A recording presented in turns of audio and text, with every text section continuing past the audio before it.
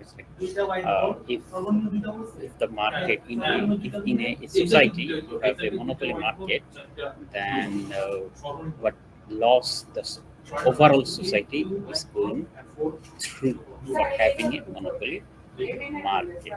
Okay? And then we have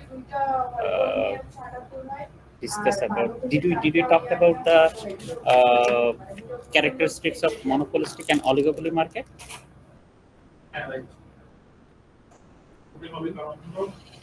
Did we talk about the characteristic of monopolistic and oligopoly? Hello.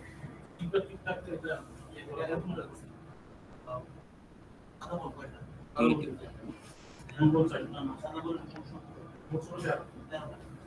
Have I explained the characteristics of monopolistic and oligopoly market? Everyone.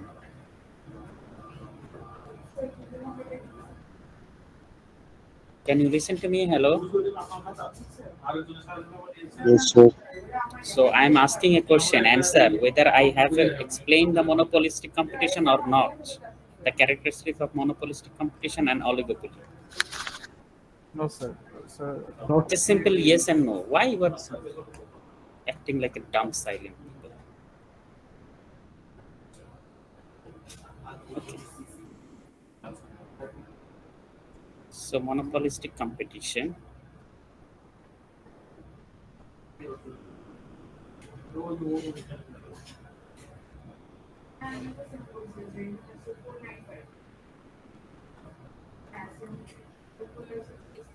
So the characteristics of monopolistic competition or the condition of a monopolistic competitive market. First, in monopolistic market, there are large number of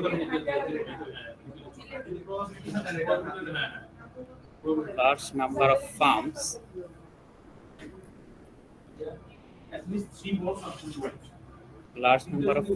who compete among each other.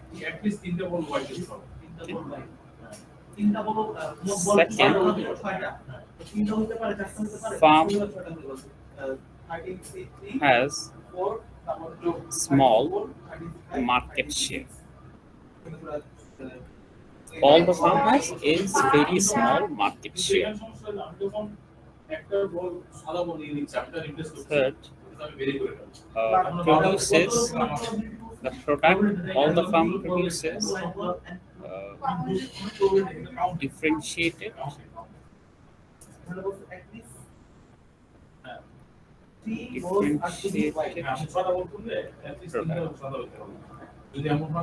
produces differentiation product means we can easily identify which product made by which producer. So like same product they are producing, let's say for example, if you say the example of rice, product is same rice, but you can differentiate what rice made by which is the producer, like through their packaging or variety, the quality, based on different aspect we can differentiate the product made by which producer. And number four, still in this market there is no entry and exit barrier. Anyone can enter or anyone can exit from this market. So these are the example of monopolistic competitive market. Okay? And the last market we have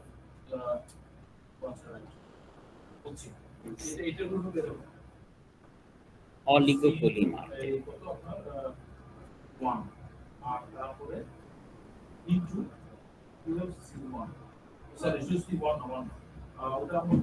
And the conditions or properties of oligopoly market is, in oligopoly market we have only few sellers or few producer in this market.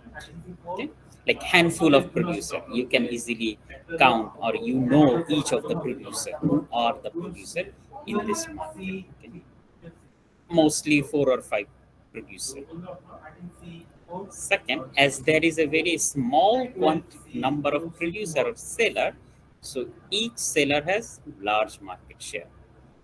Each producer or each seller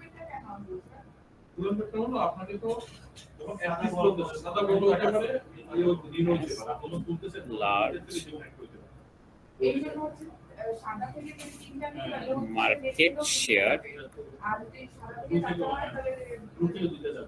Number 3, which is the most important characteristics in oligopoly market, that interdependency dependency dependency among each other in decision making. All the firms depends on each other based for their decision making. It's like, let's say if firm A increases the price of their product, then they also needs to consider what is going to be the reaction of their decision to the firm B. Like they have to, before they have taken a decision of increasing the price or decreasing the price, they have to incorporate the reaction of their competitor as well. So they are always a interdependency in terms of decision making. Number 4, the product they are producing, product may be homogeneous. The product they are producing may be homogeneous or identical, or it can be differentiated. This product may be homogeneous but differentiated.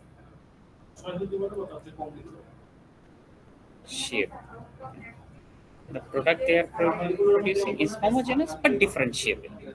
It looks like same, but we can still separate like which product made by which producer.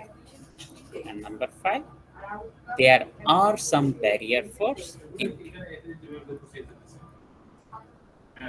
There are some barriers to entry.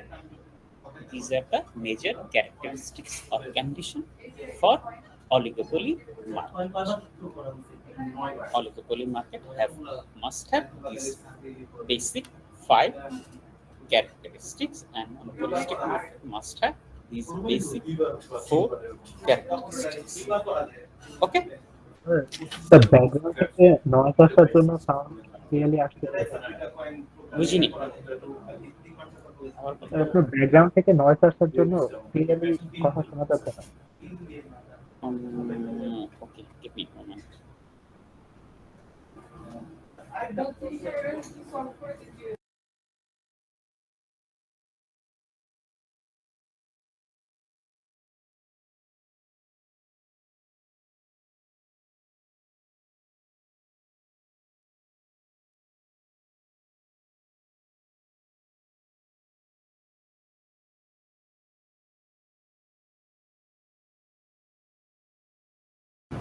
Okay, hello.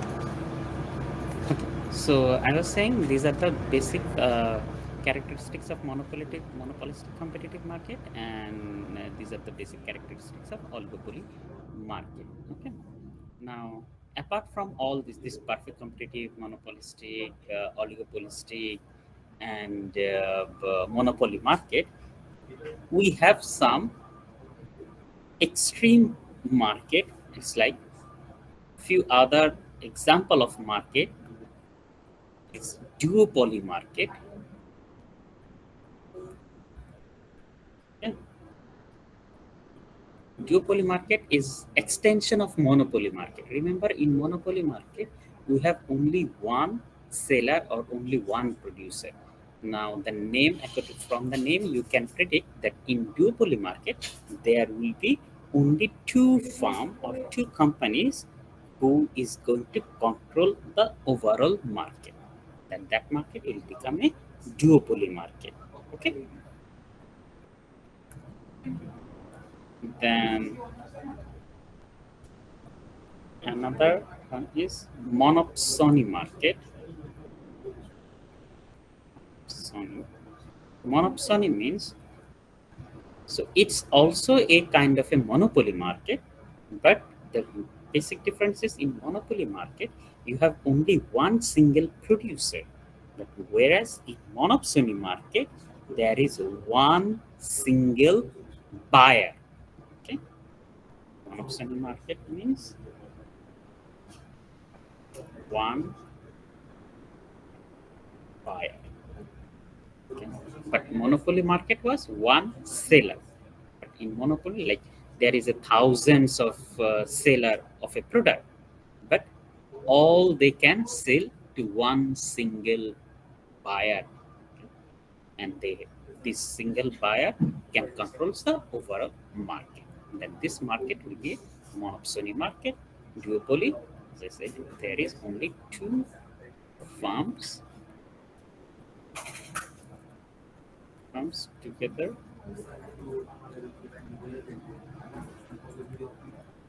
control the market. Okay, clear about duopoly and monopsony? Yes, sir. Okay. So, so this is the end of our market chapter: perfect competitive, monopoly, monopolistic, and oligopoly market. Okay. Now, the last topic of ECO 101 course is factor demand.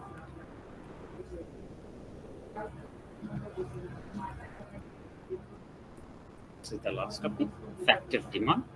Now, factor demand means till now we have discussed about the how a farm can maximize its output from the production function, and then how a farm can produce that maximum output with a minimum cost that we can explain from the cost function.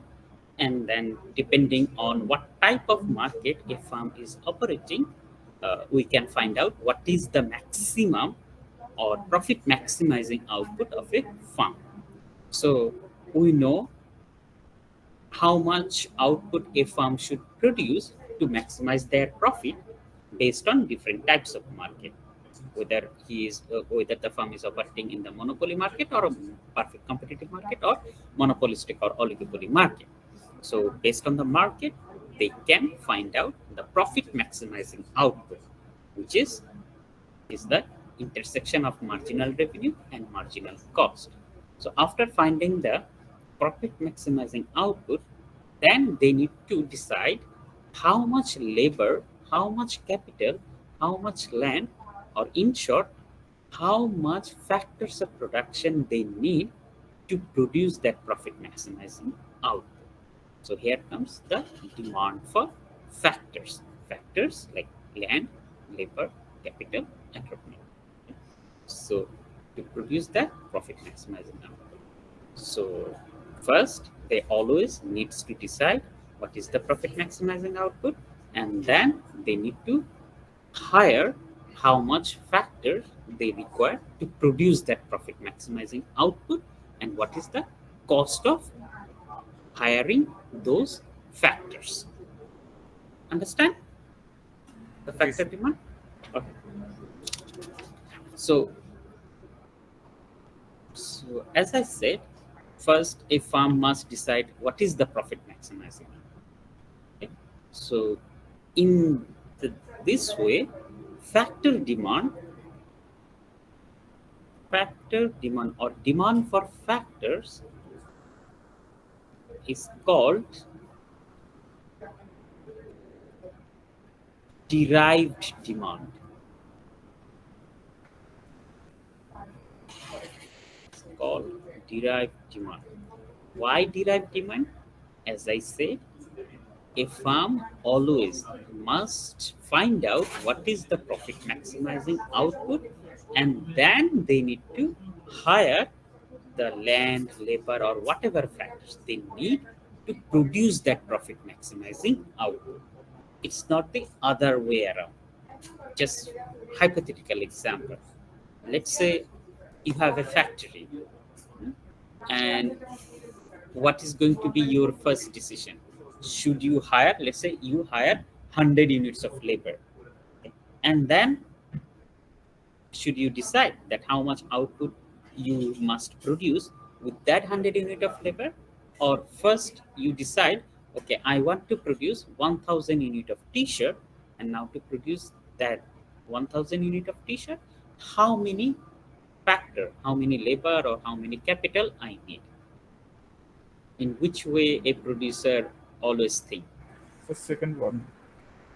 A producer always decide how much output he want to produce, like how much output I want to produce, how many t-shirt I want to produce for the market, and based on that I have to hire how many factors or how many land, labor, capital I need. It is not the other way around. Okay? Never ever a firm hires the factor first and then with that factors how many output they can produce, because that's always I know what is the profit maximizing output, and then I have to hire the amount of factors based on that production. And also I need to keep this in mind, that what is the cost of production of hiring those factors. If you hire the all factors first, then you already incur all the cost, but you still are not producing any single unit of product. So it is always better to fix your output first, that yes, I want to produce this amount quantity of output, and then hire the labor or capital based on their cost of production. And that's why factor demand is known as derived demand. Okay. So now here comes that how many factors, how many labor or how many capital a firm should hire to produce the maximum output and make highest profit or maximum profit. So in short, what is the demand for factor? So over here we are going to discuss about the labor demand only.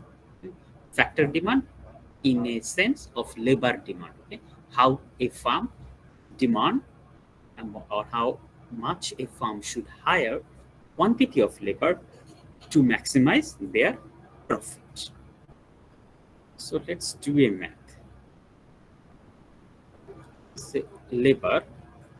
Okay? So initially firms does not hire any labor, so 0. So if they do not hire any labor, so obviously the output production will be also 0. Now when the firm hires 1 unit of labor, like from the first unit of labor, by using this 1 unit of labor, firm can produce 100 units of output. Now if firm hires 1 more labor, now if they are using 2 units of labor, then in total the firm can produce 180 units of output. If the firm hire 3 units, in total use 3 units of labor, then they can produce 240 units of output. Firms hire 4 labor, so together using 4 units of labor, firm can produce 280 units. And if the firm hire 5 units of labor, firm can produce 300 units of output. Okay. So let's say 100 t-shirts, 180 t-shirts, 240 t-shirts, 280 t-shirts, and 300 t-shirts. So by hiring more and more labor, firm can produce higher and higher quantity of t-shirts. So even if firm continuously increases the number of labor, they can able to produce more and more output. So let's find out the marginal productivity of hiring each unit of labor. So marginal productivity of labor. So first one we don't know. So if the firm hire additionally 1 unit of labor, so for hiring 1 unit of labor, their additional output increases by 100 units. So this 100 units, 100 t-shirts is the contribution of this first unit of labor. Now then additionally, this farm hire one more extra unit of labor, which is now 2 units, but the contribution of this second unit of labor in total output is 80. That means if the farm hire second number of labor, that labor can produce 80 unit of t-shirt for the company. And for the third labor, it will be 40. That means the contribution, marginal contribution or marginal Sir, product. 60 হবে না sir? 60 হবে না sir? Oh, sorry, 60 units. It will be 60 units of t-shirt. This third labor can additionally produce 60 units of t-shirt for the company. For fourth one, it will be 40, and the last one, it will be 20. So each labor has different amount of contribution, and which means now you are hiring more and more labor, your marginal productivity of labor is declining. Okay, you see, and this occurs because of the law of diminishing marginal returns. If you remember, we discussed this in our production function, that more and more input you hire, keeping all the other input fixed, your marginal productivity will decline. That's the same thing is happening over here. Now, then, so we got that farms hire more labor. So each and every labor, from the each and every labor, additional output is declining. Yes, total output is increasing, but the additional contribution of each extra labor is going down and down. So how much labor the farm should hire? Because they have to set a number of labor to maximize their profit. Now to decide that, what farms do, they calculate a monetary value. Calculate a monetary value means, so over here if you see, the contribution of first labor is 100 units of t-shirt. So 100 t-shirts, but this is just simply a productivity. So what the farm needs to do, they needs to convert this 100 unit of t-shirt into the market value. Market value means, let's say a farm produces 100 units of t-shirt for you, but what is the market value of those 100 units of t-shirt? Based on that, you can easily calculate whether you should hire a labor or not. Let's say the price of t-shirt, each unit price is 10 taka. Each unit price of t-shirt is 10 taka. That means if you produce one t-shirt and sell this in the market, then you will achieve 10 taka as your revenue. Now, based on that, let's find out, or let's convert this marginal productivity value into a monetary value. So find out the value of marginal productivity of labor. Value of marginal productivity of labor means we want to find a monetary value of this marginal productivity. So monetary value means that when a labor, this first unit of labor, producing 100 unit of extra t-shirt for the company, then by selling those 100 unit of t-shirt, how much revenue a farm can earn? That is basically, yes, that is basically VMPL. So VMPL, the calculation of VMPL is price, the market price of the product, multiplied by the marginal productivity of labor. This is in short VMPL. And VMPL, the full form is value of marginal product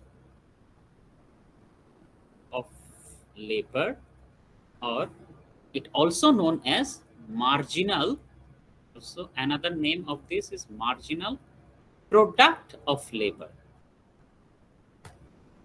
Marginal revenue product of labor. Marginal revenue product of labor. Okay. VMPL means either this one or this one. Both is correct. Okay. So which means now for the first labor, he produces 100 units of extra t-shirt, and by selling this 100 units of t-shirt, this firm can make 1000 taka. That means the value of this first unit of labor productivity is 1000 taka. That means additionally this first unit generates 1000 taka worth of value for the company. Okay. Now the value this second unit of labor is 800 because the second unit of labor produces 80 units of t-shirt for the company, and if the company sells those 80 units t-shirt in the market, then the company can make 800 taka worth of revenue. So that is the value this second labor actually gives to the company. Then third unit of labor, his value is 600. Fourth unit of labor, his value is 400. And the last labor, his value is 200. So number 5, this fifth number of labor, he creates or he generates 200 taka worth of revenue for the company by producing 20 extra t-shirt. So clear about the interpretation of VMPL? Yes, sir. Okay. So now let's come to the point of wage.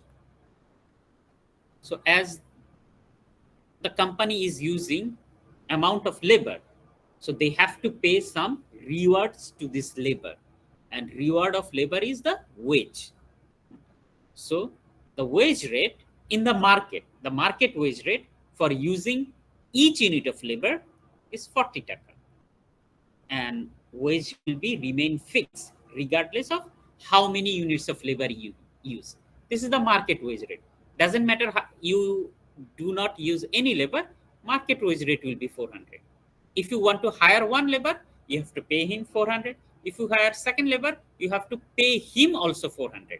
Like each labor cost is 400 taka. So wage rate will remain fixed for each and every labor.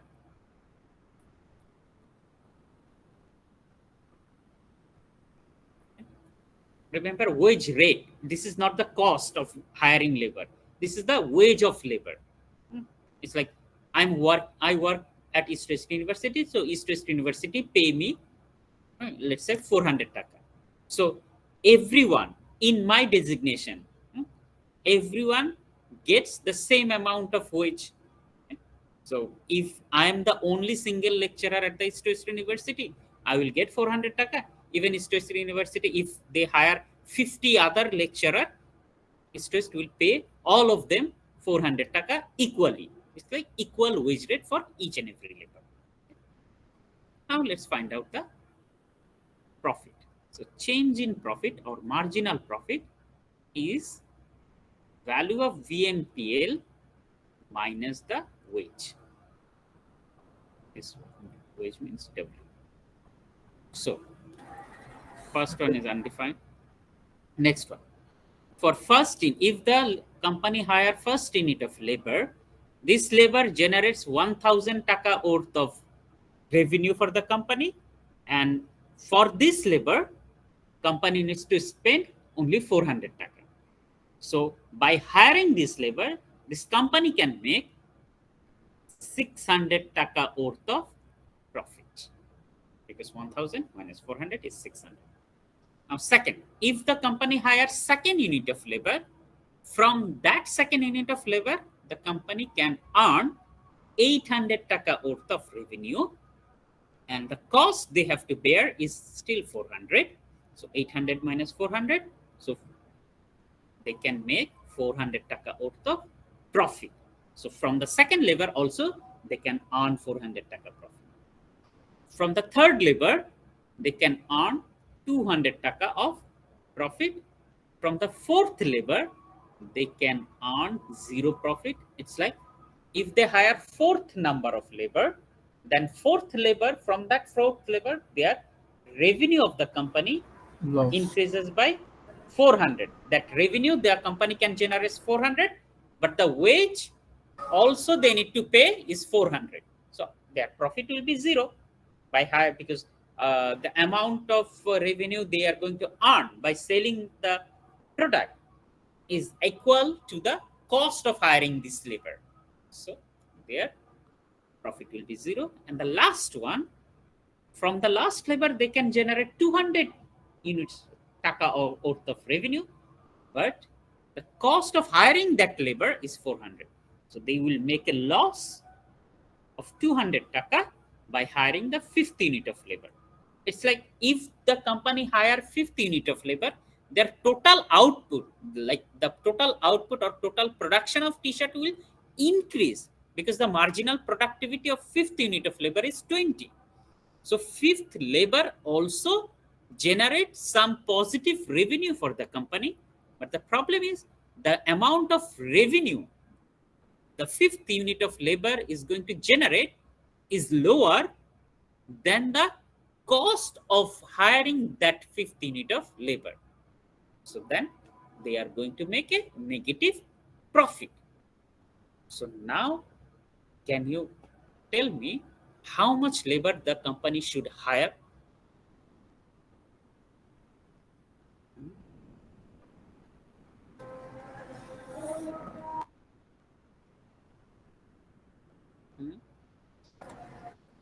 How many labor the company should hire? আরেকটা ঘর লাগবে তাহলে বের করার জন্য। বুঝিনি। আরেকটা box হবে তাহলে এটাতে ওর বের করার জন্য।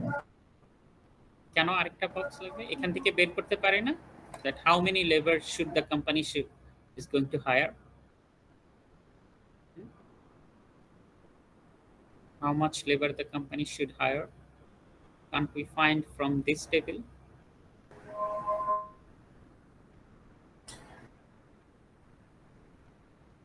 আমার মনে হয় স্যার এক হলে তো ভালো, একজন লেবার। একজন লেবার হলে ভালো। কেন? স্যার ইনকামটা স্যার প্রফিটটা স্যার বেশি হয়। Look, this is change in profit. This is not the profit. This is change in profit. Change in profit means what? Change in profit means your total profit will be 60 plus 400 plus 200, 1200. If you hire 1 unit of labor, from that 1 unit of labor, your profit will increase by 600. If you hire second unit of labor, your profit will increase by 400. Profit will increase by 400 means from previous point, it will increase 400 unit more. Then profit will increase by 200. It means from the previous all points, your profit will increase furthermore.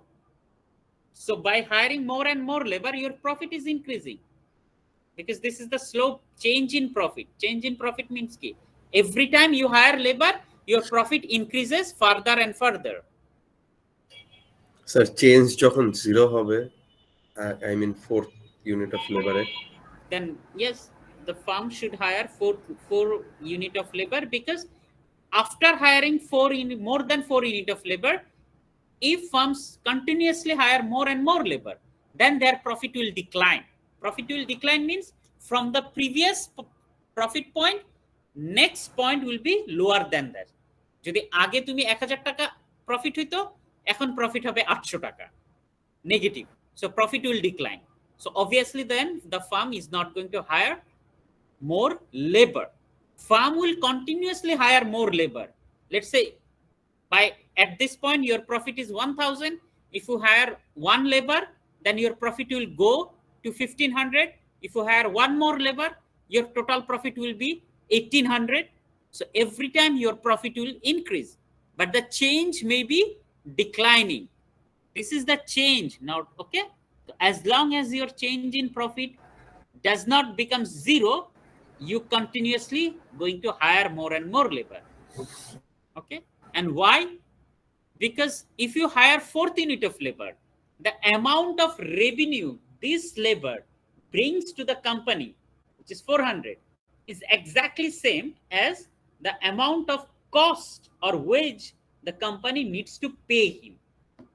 So firm does not have any problem of hiring this 4th labor, because this 4th labor doesn't make any kind of loss for the company. Okay, so the profit or equilibrium point at how much labor a firm must hire, the equilibrium condition is whenever the value of VMPL is equals to the wage rate, firm hire that specific quantity of labor. This is the equilibrium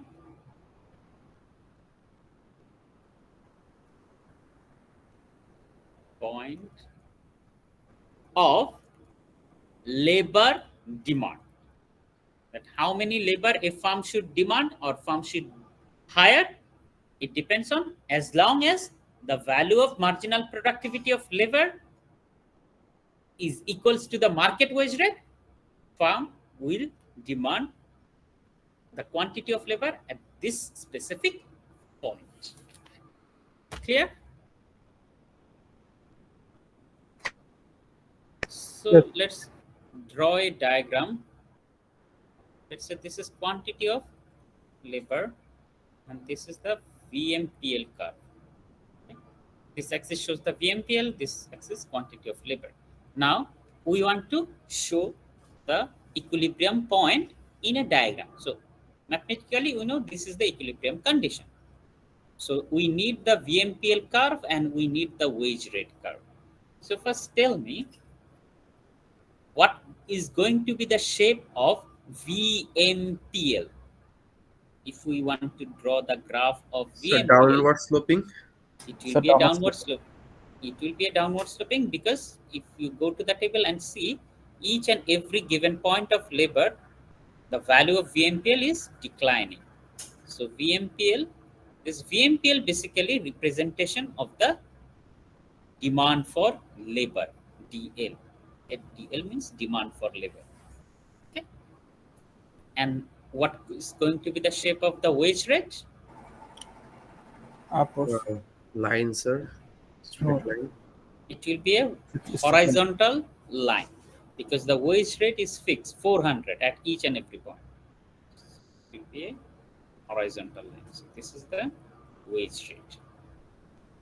Okay. So this wage line and the VMPL curve intersect over here.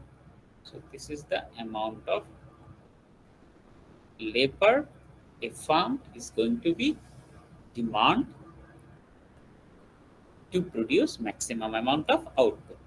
Okay, this is the quantity of labor a firm should hire to produce the maximum amount of output and to get or to achieve maximum amount of profit. Okay, clear? Now, why this is the maximum demand for labor? Reason is, let's say if the firm hires labor at Q1, if the firms hire Q1 amount of labor, then the market wage rate of this Q1 amount of labor is over here, okay, wage, but the additional revenue the firm can generate by hiring this Q1 amount of labor is over here. So the firm can get more revenue than the cost of production of using this labor. So market, because market wage rate is lower than the VMPL. So at Q1, value of MPL exceeds the market wage rate. So firm is going to hire more amount of labor. Now let's say firm hires more amount of labor and they currently hiring Q2 amount of labor. So at Q2,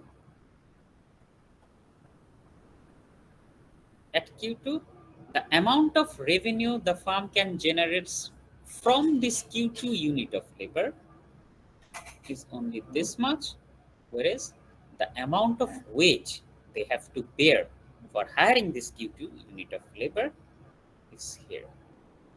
So wage rate is higher than the EMPL. So it will be better for the firm to reduce the quantity of labor. If they reduce the quantity of labor, then they can maximize the profit. So ultimately, they will end up at QL star this one. Because of that, QL star is the profit maximizing labor demand. Clear? Clear, sir.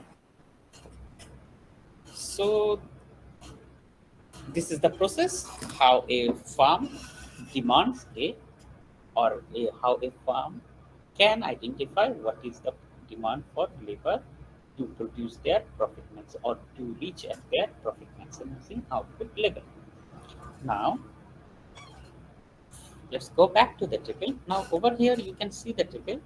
So let's say this firm is a small size firm, and over the period of time firms now decide, okay, I have a capacity and I want to build a more large factory. And when the firm decide to build a large factory or set up a very large factory, then obviously they need to produce more amount of output. And if they want to produce more output, they obviously going to need more labor. So then this schedule is not going to be true for them, because if having a large factory and they still hires 4 labor and produce only 280 units of t-shirt, then they are going to make losses. They are not going to utilize all their factory units. It's like when a company was very small, they produce very small amount of quantity, and then hiring small unit of labor will be enough for them. But over the period of time, when a company becomes larger and larger, then they need to hire more unit of labor. So their profit maximizing labor demand point, which is this Q star, is going to be changed. It's like now they can't use QL star. They need more labor, but they have to be on the profit maximizing, or they has to be remain on the equilibrium point. Let's say they need to hire Q2 amount of labor to reach at their equilibrium point. Now to reach at the Q2 point, then this VMPL curve or the demand for labor, this curve must be shift. Otherwise, they can't reach at the new equilibrium point. It brings us factors that shifts the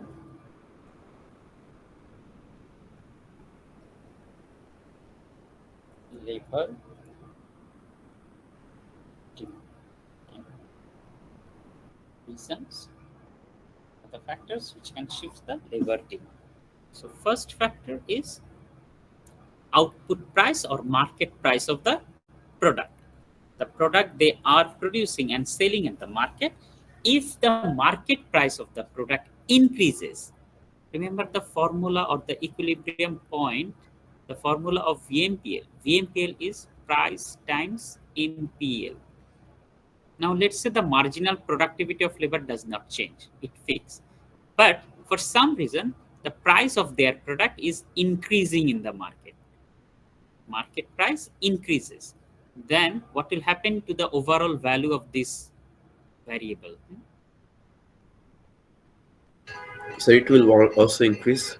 VMPL increase হবে VMPL will increase, which means now let's say in previous situation, the market price was 10 taka. Now if the price becomes, let's say, 20 taka, then by using the same labor and marginal productivity of this first unit of labor is still 100, but the revenue this labor is going to bring for the company will be 2000. That means from each and every given unit of labor, their revenue will become double, but the market wage rate remains same. That means with the same wage rate, because market price of the product increases, now firm can hire more unit of labor to reach at the equilibrium point. So VMPL curve will increase. It means it will shifts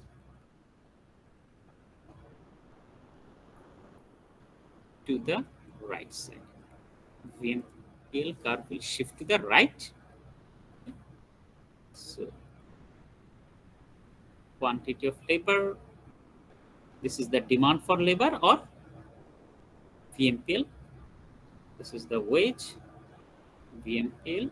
So now VMPL curve will shift, or demand for labor will shift from DL1 to DL2.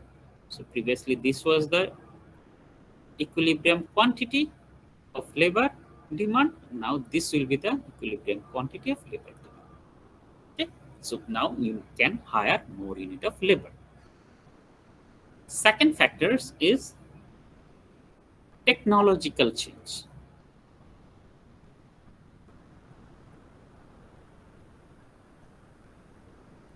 Now technological change basically increases the marginal productivity of labor. Any kind of technological improvement or technological advancement enhances the labor productivity. So in short, the marginal productivity of labor will increase. So again, look at the VMPL. VMPL is price into marginal productivity of labor. So if there is a, let's say previously all the workers needs to work manually, like they have, like the t-shirt they are sewing, they have to do it by using their hand. But instead of using their hand, now company buys some sewing machine. So then the productivity of each and every labor will increase. So market price of the product will remain same, but due to the technological change, the productivity will increase.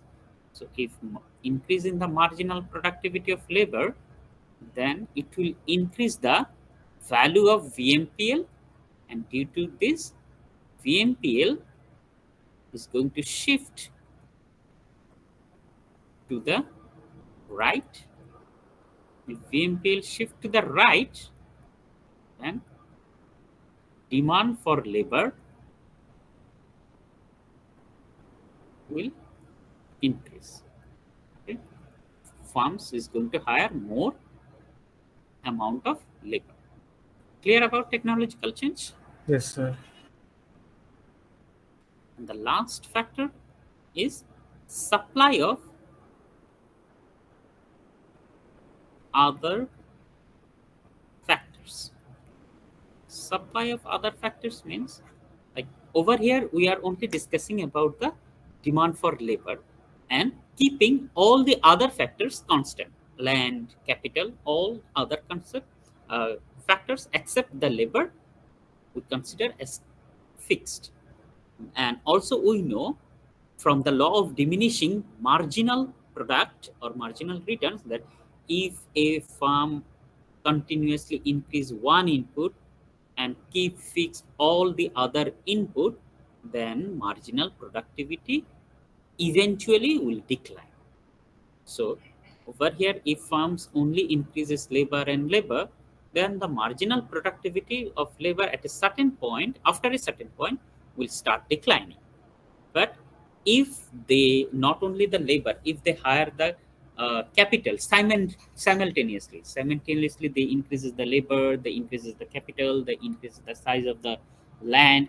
So everything is going to compensate each other to produce more amount of output. Okay? Then quantity due to the increase or due to this using more of other factors along with labor, then it can affect the marginal productivity of labor, because then labor can use all the other factors which can influence their or which can increase their marginal productivity. So again, marginal productivity will increase, it will increase the VMPL, and then it will shift go as VMPL will increase, then VMPL curve will shift right, and ultimately demand for labor will increase. Clear? Yes, sir. So this is the factors, demand factors, which can influence the shifting of the demand for labor curve or VMPL curve. Then comes the supply of labor. The supply of labor. So demand for labor is being decided by the every individual farm or industry based on their requirement, based on their profit maximizing output. If each and every farm decide how many units of labor they need to hire for their production. Now, supply of labor is basically the overall supply of labor in the market. Okay. That in the market, what will be the ultimate quantity of supply, or why more and more work or more and more people wants to work. Now, supply of labor function is, this is quantity of labor, this is the wage. So supply of labor depends on the wage rate in the market. Remember, in case of in case the supply of a product depends on the market price of the product. But now supply of labor, that how much labor or how many, so not much, how many laborers should work or should start working or should we supply in the market, depends on the what is the ongoing market wage rate. If the market wage rate increases, then more and more people is willing to work, because they will think, let's say, if more number of hours we spend on working, if the market wage rate increases, then we can get more amount of money. Then people will spend less amount of time watching movies, TVs, or traveling or enjoying leisure time. Because when the market wage rate increases, then it will give you more opportunity cost if you do not work. Okay. So when wage rate increases, supply of labor in the market will also increases. And that's why the labor supply curve is a upward sloping curve. So supply of labor depends on the wage rate. Market wage rate increases, labor supply will also increases, because higher wage rate influence or induces workers to increase their labor supply. More hours of work mean workers can enjoy less leisure. So supply will increase. Understand why the labor supply curve is upward sloping? Yes, sir. So then finally, what are the factors which can shift the shifting factors of labor supply? So what are the factors which can shift the labor supply? Number one, changes in preferences and norms. Changes in preferences and norms, it means, let's say, 30-40 years ago, not even 30-40 years, yes, even 20 years ago,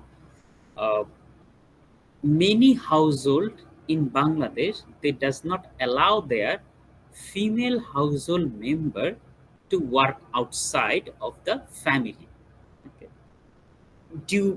because of many restriction, because of the social restriction, because of religious restriction, because of social norms, ethics, due to many factors, household does not allow that their girls or any female member should go outside and work outside.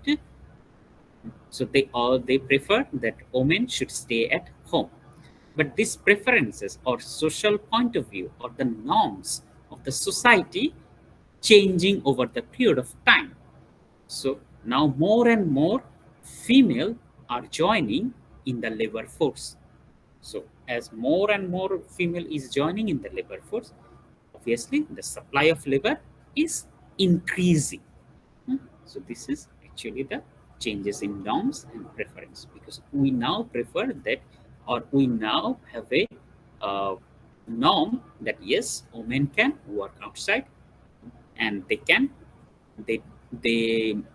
just not, or their responsibility is not only at home, they can work outside.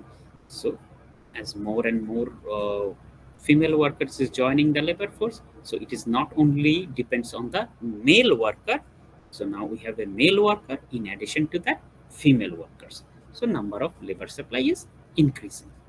Okay. Second, changes in, so when labor supply increases, it's like market wage rate will remain same. So it is only the wage rate will remain same. This was the initial supply curve, but now labor supply curve will increase and it will shift from SL1 to SL2. Okay. With the same wage rate, previously this amount of labor was in the market, now the quantity of labor is this. Okay. Then changes in alternative opportunities.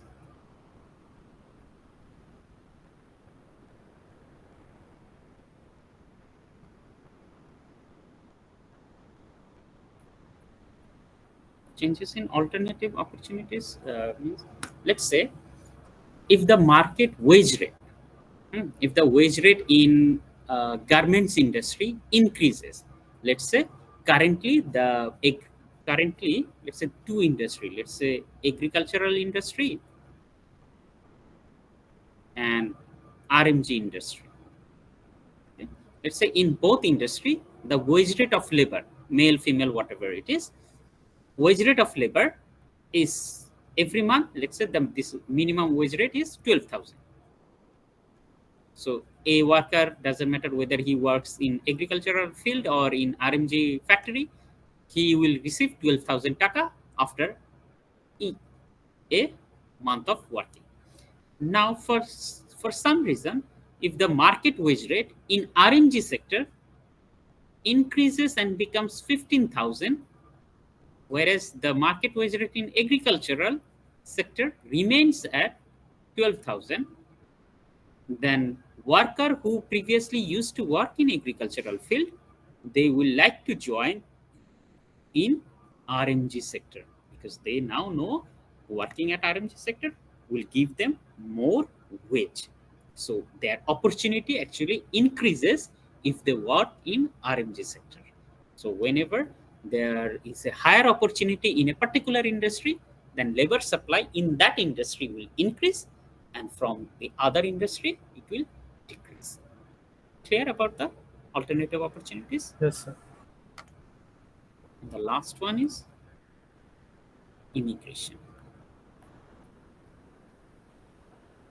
Now, immigration, you all know, immigration is the movement of workers from one country to another country. Not country, it's like from one region to another region. Okay? That is immigration.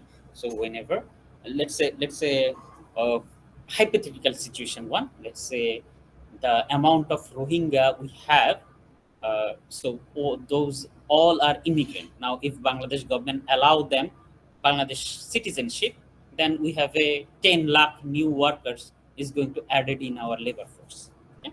So it's a kind of example of immigration. Or many developed countries like USA, Germany, Canada, they always encourage skilled labor movement. Why they need it?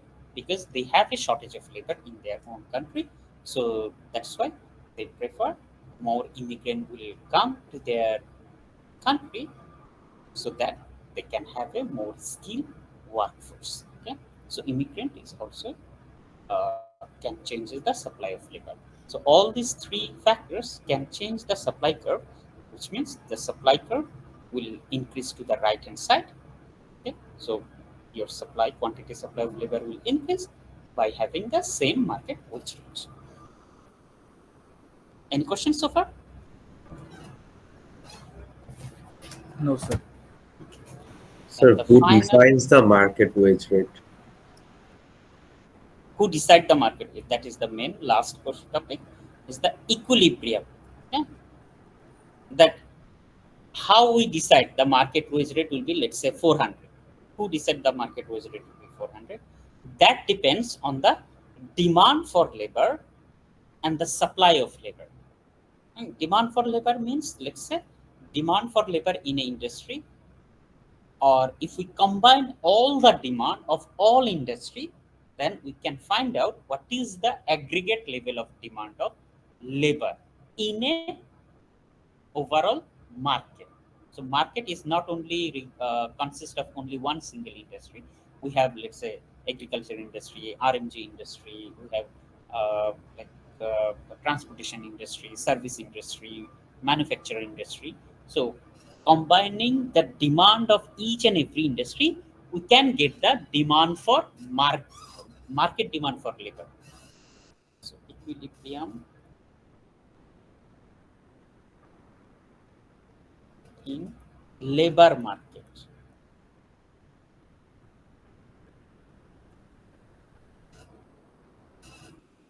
Equilibrium in labor market. So now this is the quantity of labor and this is the wage rate. Now we know higher is the market wage rate, then more and more people will be willing to work, because if they work more, they can get more wage or more earning they can make. So higher is the market wage rate, quantity supply of labor in the market will be higher. So we have an upward sloping supply curve, labor supply curve. So supply curve is, this is market supply curve. Then for the demand of labor, higher is the market wage rate. If market wage rate for some reason increases more and more, what do you think? Farms or the companies should hire more labor or less labor? If the market wage rate increases, Sir, less labor. they are going to hire less labor, because if market wage rate increases and farm continuously hire more and more labor, then their cost of production will increase. So at higher wage rate, they will try to reduce the number of labor. And the amount of labor demand we can also get by combining all the demand of all farms or all farms or all industry. Through this, we can get the market demand for labor. So market demand for labor is always a downward sloping. Remember, this market demand for labor actually we can get from the value of marginal productivity of labor. And value of marginal productivity, that how much labor a farm should hire.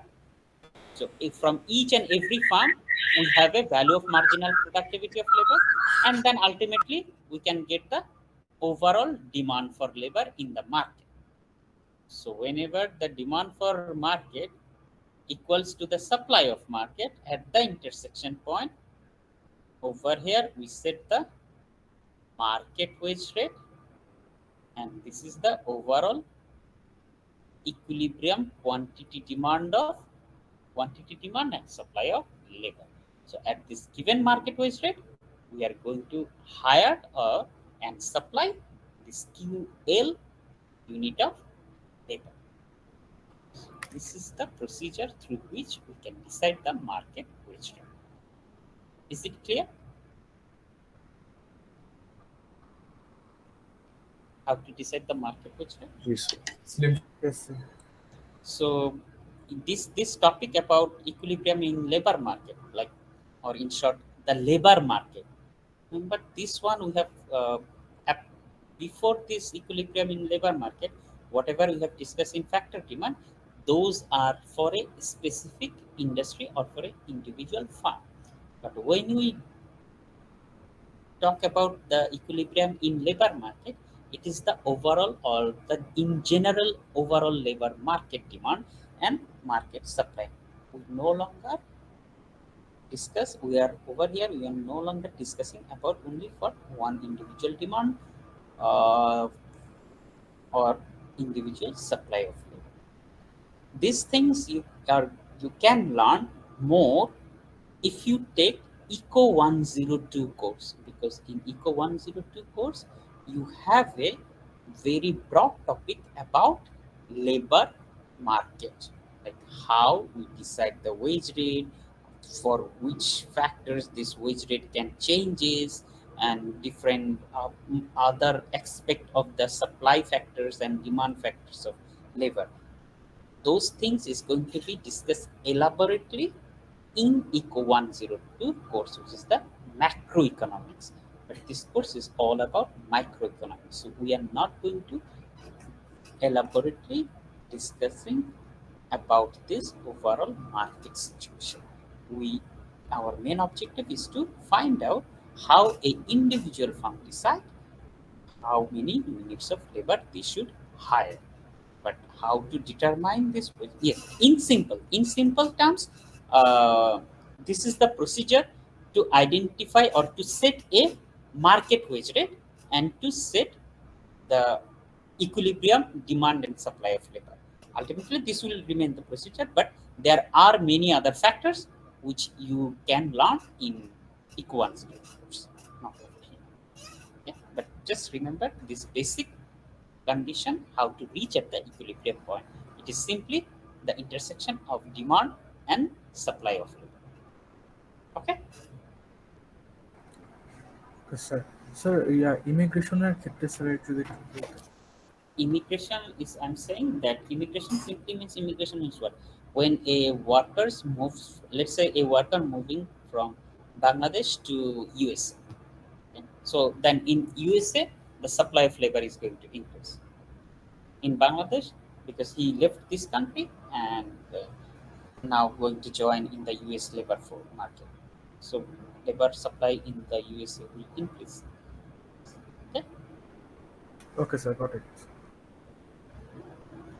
Or also it is not only about that the immigration means the movement has to be between one country and another country. It could be also inside a country also. Let's say during rainy season, and if a worker works in a agricultural field, then during rainy season there is not much work in the agricultural sector. So in rural area, there is hardly any work for agricultural farmer. So they may come to the city area like Dhaka city to come here and work on a daily basis. Like they may uh, ride rickshaw. So then work number of worker in Dhaka city will increase. Then number of workers in rural area will decrease. So immigration basically means the movement of workers from one particular area to another particular area. Okay. Okay sir, got it sir. Okay. So any questions so far? No sir. So if you do not have any question, then this is the end of our discussion for the final midterm, which actually brings us to the end of Eco 101 course. Okay? So sir এটা কি upload করা যাবে? yes, I'm going to upload this lecture file after finishing this class.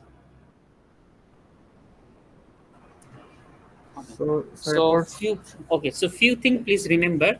Our exam will be maybe on 23rd of December. Yes, sir. Okay. So before 23rd of December, if in next week we have a on-campus class, on either on Monday or on Wednesday. Next week on Monday or on Wednesday, if we have a on-campus class, doesn't matter which day it is, I am going to take a quiz. Quiz topic will be based on perfect competitive market. Entire topic of perfect competitive market only. Okay. Now, for some reason, if there is blockade or hartal on both this day, on Monday and Wednesday, then we can have a only a review class. Review class will be on Wednesday. If we have to take a online class only, then your online class will be on next Wednesday. Just a review class of your final syllabus. Okay. Then the quiz will be postponed on the day of your final exam. The same way I have taken your I think third quiz, which was along with your midterm one syllabus, midterm one question. I think the question number 4 was your quiz question also. In the same fashion, I will take a quiz, and the quiz question will be inside your final midterm question paper. Okay? But if we have a, let's say, if we have a Monday, we can have an on-campus class, then Monday will be your quiz plus the review class. Okay? Quiz plus the review class on Monday. If we have a Wednesday on-campus class, then quiz will be on Wednesday plus the review class. But if we can't have any can't have any on-campus class, then there will be only a review class on Wednesday. Is this clear? The message is clear to everyone? Yes, sir. Clear. Okay. Sir ওই যে sir কালকে তো sir exam script দেখার জন্য বলেছিলেন Okay. Oh, exam script. If anyone is able to come to the university, it is not like mandatory. If you can come, and also I'm not going to be the responsible person if anything happens to you, for God forbid. So if you can come to the university to check your midterm script, you can come, but please in between 11 to 1 o'clock. In between 11 and 1 o'clock, please come to the my office room to check your midterm 2 script. Okay? So tomorrow. If you, yes, tomorrow, from 11 o'clock at morning till 1 o'clock afternoon. Okay? I will be available in my office room. You can come and check your midterm 2 script. Sir আপনি ক্লাসরুমে upload করবেন মার্কসগুলো আমাদের? Google Classroom, I am not sure. Okay? I will do. Ultimately, I will upload your all the assessment marks in Google Classroom, just to check whether there is any mistake or anything else. Okay. But that will be later. I think next week, not tomorrow. Maybe on Sunday I will do that. Okay, so if you do not have any question, then we can stop over here. So see you on Monday or Wednesday. We don't know. Till then, take care. Okay. Thank you sir. আসসালামু আলাইকুম। Allah Hafiz. আল্লাহ হাফেজ।